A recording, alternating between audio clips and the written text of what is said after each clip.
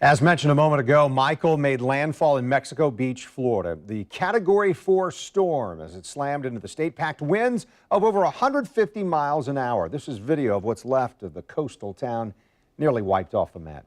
News4JAX reporter Vic Micolucci was one of the few reporters across the nation to make it into the disaster zone, and he's joining us now. So, Vic, first of all here, walk us through that experience, because yesterday we saw you were right there reporting on those high winds in Panama City Beach, and people calling our newsroom wanting to know that you were okay. What was going through your mind as you went through that? Well, first of all, Kent, we appreciate everyone having concern about our crew's safety.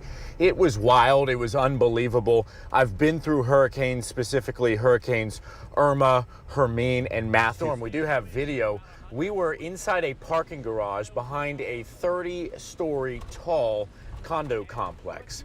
That was our safest place, but even then it got so dangerous. There was debris. We had gas grills.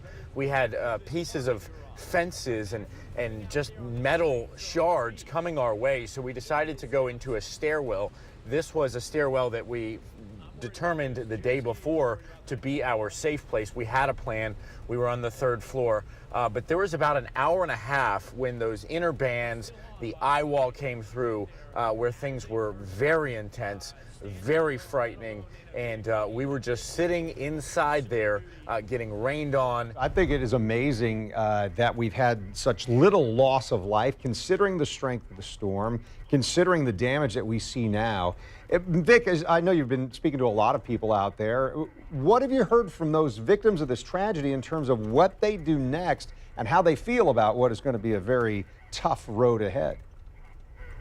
Yeah, the number one thing that they told me was this was the most scary, intense thing that they had ever lived through. And I met a man today who had been through 30 hurricanes, and he has been through Irma, through Katrina. He was recently through Florence in North Carolina. He said nothing, absolutely nothing compared to this. But we did ask them all, what is next for you? Because sadly, we met so many people whose homes were demolished, just flattened. And those people don't know. They don't even know where they're going to be tonight. We saw them with the clothes on their backs, some of them with their children, some of them with their pets, medication, just sitting there in disbelief by any kind of structure. They tried to gravitate toward these emergency rescue crews.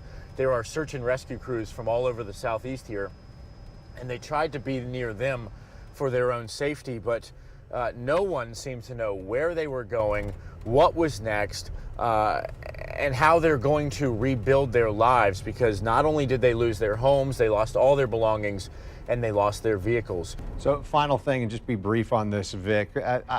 We've been there as journalists. You get out in the field, you're in the middle of something like that, and there's a boost of energy, there's some adrenaline and whatever. But bottom line it for me, this had to be terrifying in some ways to be in the midst of that, right? It was terrifying, and we at times questioned our position, but we used, research. We were constantly in touch with Chief Meteorologist John Gahn, as well as local authorities, the Sheriff's Office, the Police Department, the firefighters, and that's why we came a day early to scope out where we were going to be. We had our plans for a safe place, and we had to use it because this was potentially the worst case scenario. But yeah, without a doubt, it was terrifying. But the story wasn't about us. We knew that we had to be in place because we are the voice for these small communities that are now cut off from the rest of the world. So many people came up to us just to say, can you help me out? Can you please let people know that we are okay, that we are alive back here, and just tell our family members wherever they are that we're going to make it out, and hopefully soon we can contact them. Absolutely. Vic Micolucci reporting to us tonight from the worst of the damage in the Panhandle.